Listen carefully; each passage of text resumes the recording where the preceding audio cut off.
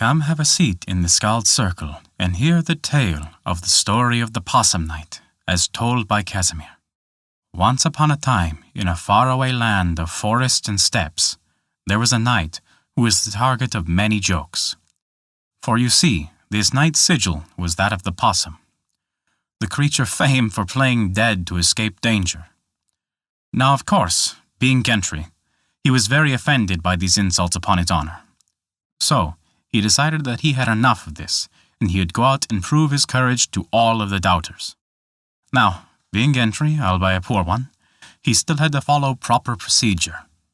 Being the prideful man he was, he went to his lady love, the most beautiful woman in all the land, to his eyes at least, and asked for a favour from her to carry with him. Now you see, the Possum Knight, Kmicic was his name. His lady love was not like the normal ladies. She was much, much better.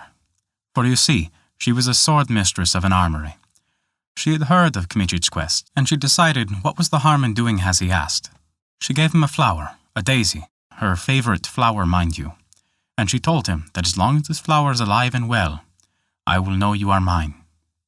Kmicic took the daisy gently, and purchased a special case to hold it for his journey. He was not just on any journey, mind you. He was on a journey to retrieve the magical chalice of Radagast, an artifact spoken to be able to produce enough bounty for anyone to live on. With his lady's favour in hand, Kmicic set off in search of his quarry. His journey took him far and wide, and even high and low.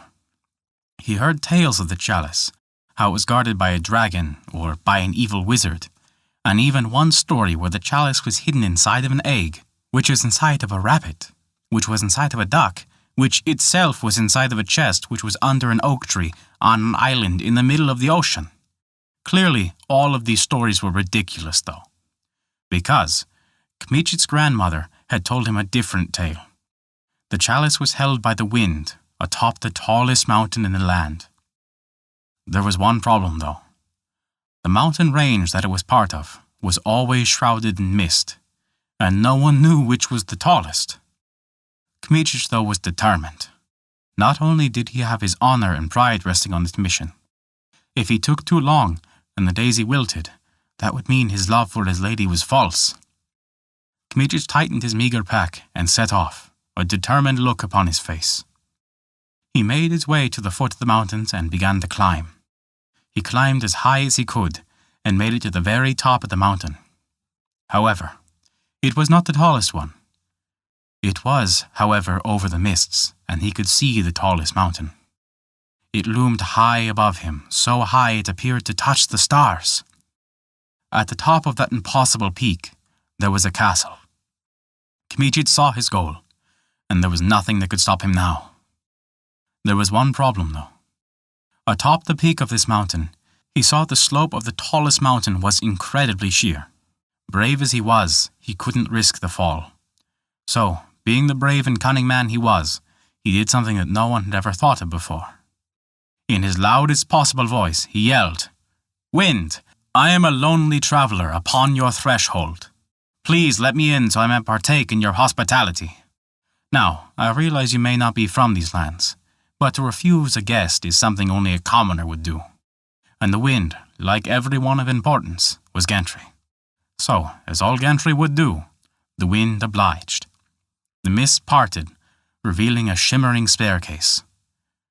Pan Kmicic marvelled at the grand welcome, and he began to climb the steps. At the top of the steps there was a great and marvellous castle, more wondrous than any he had ever seen. Even better than the one that was built by the French king, Versailles or something.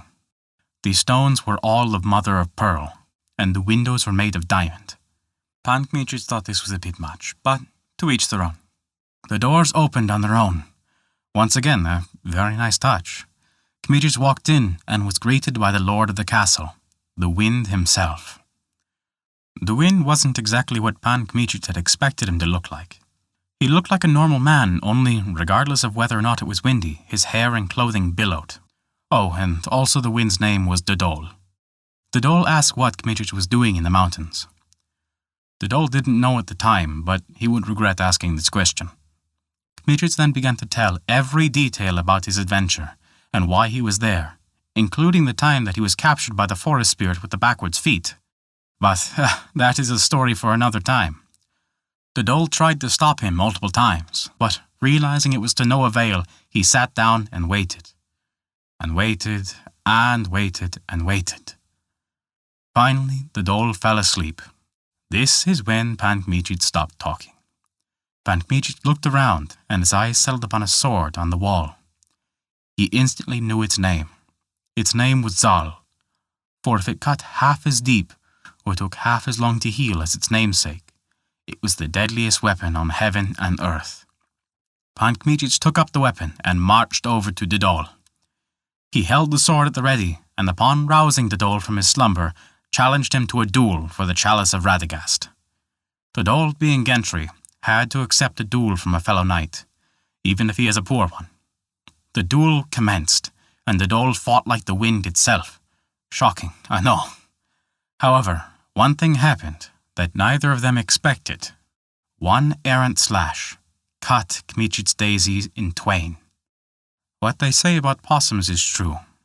They are often quiet and docile, unless cornered, and with nothing left to lose. Seeing his lady's favour ruined upon the ground, Kmicic fought with all the fury of the elements. His strikes flowed ceaselessly like water, with the speed of the wind and fury of fire, and he was grounded like the earth. The Dole did not stand a chance, and he was cut down. Kmicic sheathed his sword and knelt down to retrieve his greatest treasure. The stem was cut short, but the petals were all still there and healthy. But now it would surely not fit in this special case, and it would surely die on the journey home. He cast his eyes about for anything he could find. First, his eyes rested upon the chalice, and while that was important, it wasn't the most important thing right now. There also was in the room a great font, filled with crystal clear water. He thought that at least he could keep the flower there until he was ready to leave. He placed it in the water, and the flower sank like a rock. He then read the warning on the fountain. It read, "Do not touch the water, for it is cursed." He looked about for anything he could use to retrieve the flower, and besides the fountain was a ladle.